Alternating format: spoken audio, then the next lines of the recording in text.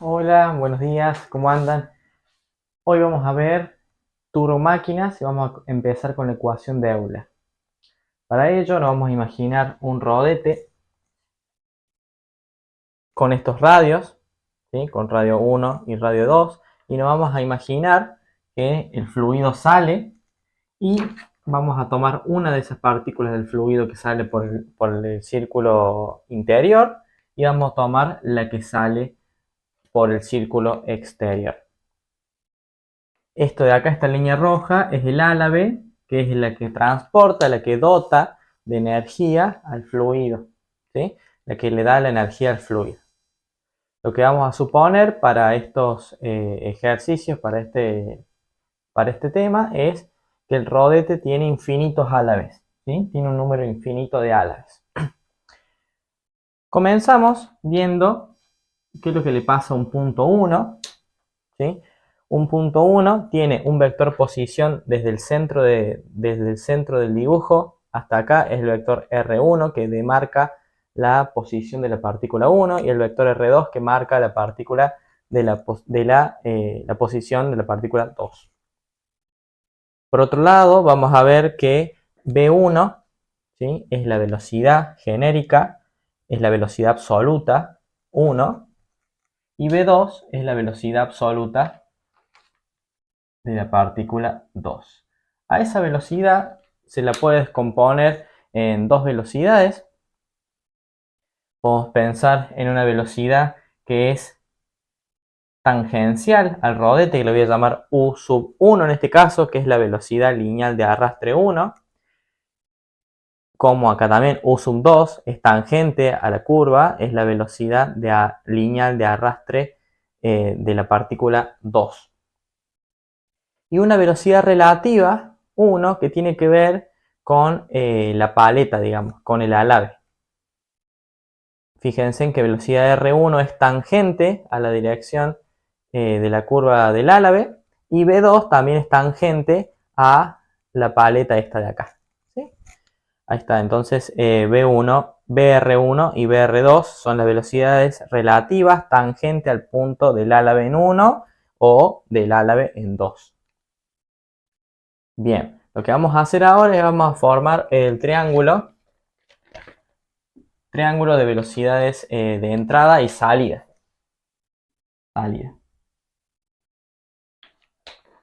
Lo que vamos a hacer es lo siguiente.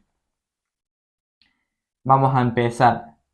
Esta U sub 1 grande es la velocidad esta, que si uno hace U sub 1 más B R1, mejor dicho, U sub 1, que es la velocidad tangente más la velocidad relativa, me da la velocidad absoluta B1. Además, voy a demarcar un ángulo alfa beta 1, que es el ángulo de entrada, y beta 2 para el otro dibujo, el ángulo de salida al álave. Lo que yo puedo hacer ahora es descomponer la velocidad absoluta 1 en dos velocidades. Una que sea paralela al vector U sub 1 y una que sea perpendicular al vector U sub 1.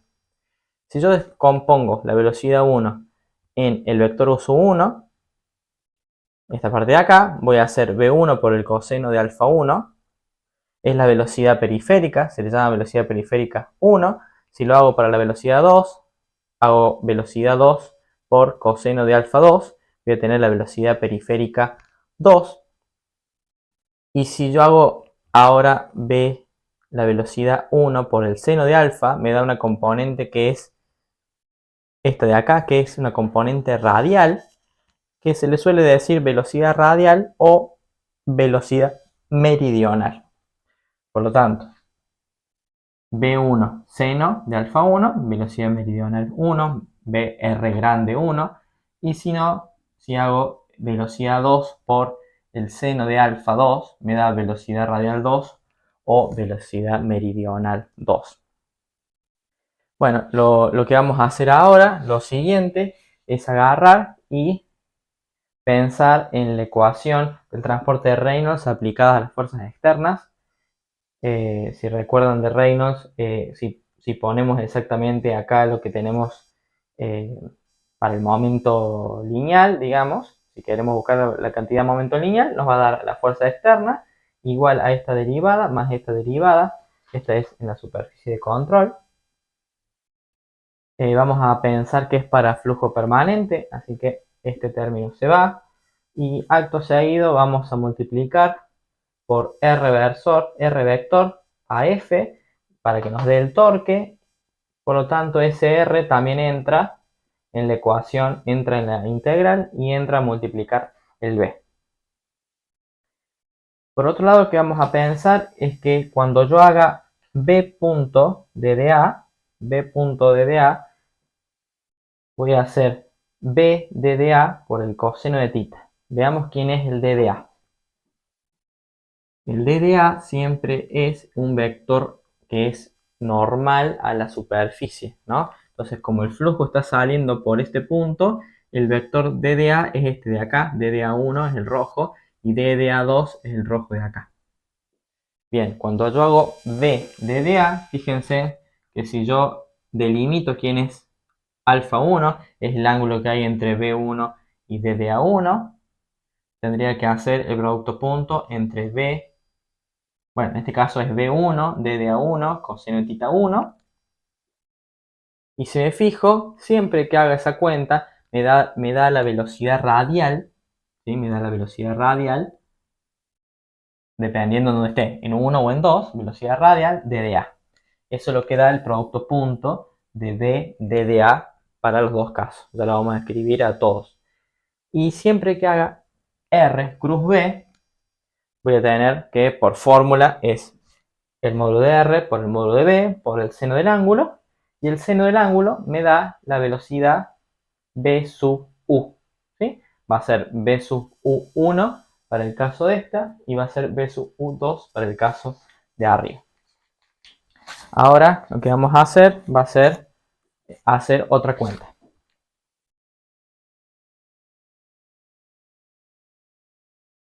Ahora lo que hacemos es, esta es la línea con la que venimos trabajando. Lo que vamos a separar va a ser en dos superficies de control. Va a ser el área 1 y el área 2, con cada uno su respectivo R1 y R2. Acá ya nos hemos tomado la libertad de, como el flujo entra en la superficie 1, va a tener cargado un signo negativo, y como el flujo sale de la superficie del área 2, va a tener cargado un signo positivo. Acá se reemplazó lo que era R1 cruz B1 por B sub U1 y se reemplazó B1 por DDA1 como BR1, como expliqué hace unos segundos atrás. Lo mismo para esta integral de acá. Ahora vamos a pensar que es flujo incompresible, así que ρ1 igual a ρ2 igual a ρ. Por lo tanto, saco factor común ρ y doy vuelta a todo. Entonces me va a quedar de este lado lo que tenga que ver con 2 y acá todo lo que tenga que ver con 1. Bien, si yo R2, B sub B, U sub 1 son constantes, BR1 también son constantes, salen afuera de la integral. Cuando integre desde A1 en A1 me da el área 1. Y cuando multiplique BR1 desde A1 va a ser el caudal 1 que pasa por el área 1. ¿Sí? El caudal 1 entonces tiene que ver con el producto de la velocidad meridional o radial por el área, ¿sí? Que sale cuando integro. Por eso, estos salen afuera, cuando integro me queda el área 1, multiplico y me da el caudal 1, y acá lo mismo, cuando multiplico me da el caudal 2. Ahora lo que vamos a pensar que hay una conservación de la masa, tal que Q1 igual a Q2 igual a Q. El Q sale como factor común y me queda R2 B sub U2 menos R1 B sub U1. Acá lo que puedo hacer es multiplicar por omega, o sea, la velocidad angular a todos lados, y me queda que la potencia que es el torque por omega me da la potencia, es ρ densidad Q omega. Y ahora lo que hago, voy a pensar en esto. El U sub 1 es la velocidad tangencial al círculo, ¿no? Entonces, en el punto 1, U sub 1 es la velocidad que es tangente al círculo. Y tiene que ver con el omega, que es la velocidad angular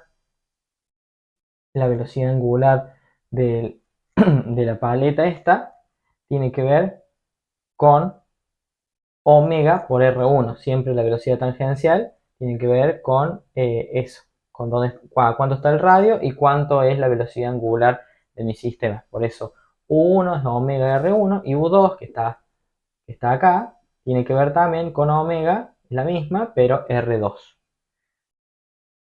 Ahora lo que hago es cambiar omega, paso entre el omega cada uno. Acá me queda omega R2, omega R1. Cambio el omega R2 por U sub 2 y el omega R1 por U sub 1. Y acá tengo la ecuación de la potencia del rotor.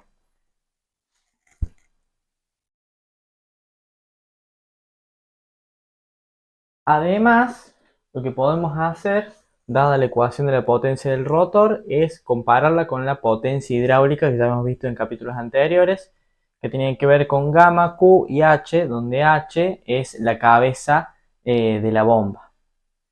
Igualando las dos potencias, puedo encontrar que la cabeza de la bomba es HB, 1 sobre G, con esta diferencia del producto de las velocidades, y esa es la ecuación de Euler para bombas, y invirtiendo los signos tenemos la ecuación de Euler para la turbina, ¿sí? Esto es lo que le suma, esto es una cabeza positiva, lo que le está sumando para bombas, y esto es lo que le va a estar sacando la turbina al fluido.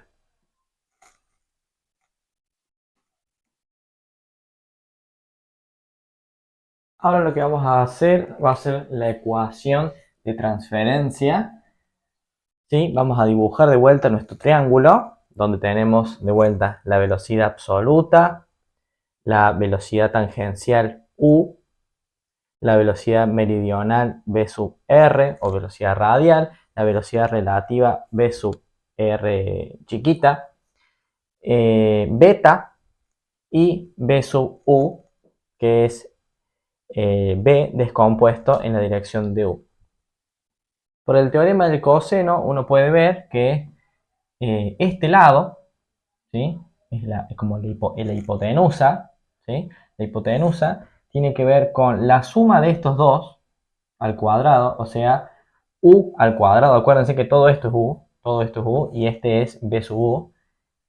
La suma de todo este lado al cuadrado, perdón, el al cuadrado, todo esto al cuadrado es u al cuadrado más b sub r cuadrado menos dos veces el producto de este por el coseno del ángulo que hay entre ellos, o sea, coseno de beta.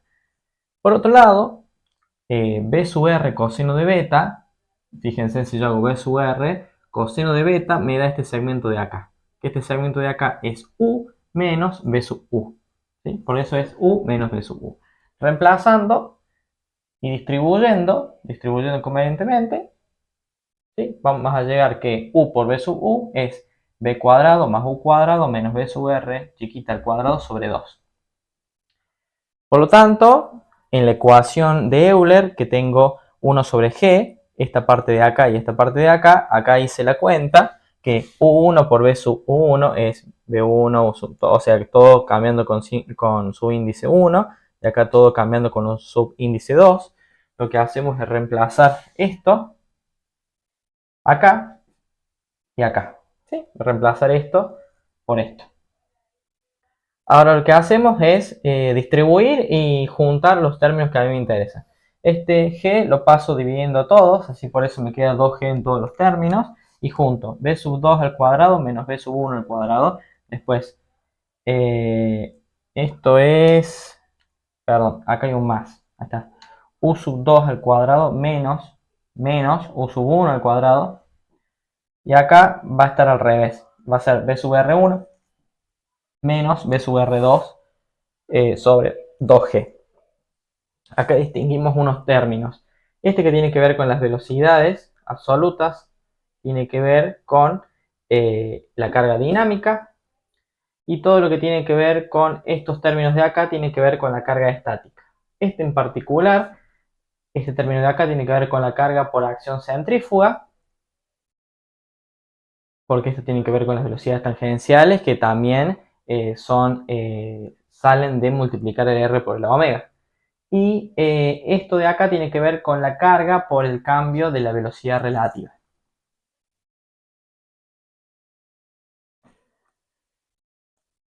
Tengamos en cuenta que esta ecuación estamos haciendo para bombas, ¿no? Para turbinas habría que cambiar el signo, multiplicar por -1 todo y daríamos vuelta a todos los signos. Además sabemos que para bombas la ecuación de Bernoulli sin pérdidas, ¿sí? Todo lo que hicimos hasta ahora es sin pérdidas, ¿sí? No asumimos que no entra ni sale calor, asumimos que no hay trabajo, asumimos que no hay pérdidas. Bien, haciendo la ecuación de Bernoulli podemos ver lo siguiente. Esta parte y le vamos a sumar la cabeza de la bomba. Acuérdense que como es una bomba, yo en realidad le estoy sumando energía a este término para poder llegar al punto de interés, ¿no? Cuando uno tenía una altura inalcanzable, necesitaba añadir la energía que la poníamos de este lado. Si fuera una turbina, la tendríamos que poner de este lado. O sea, acá voy a poner H bomba, H bomba. Todo lo pensamos para bombas. Entonces despejamos H bomba,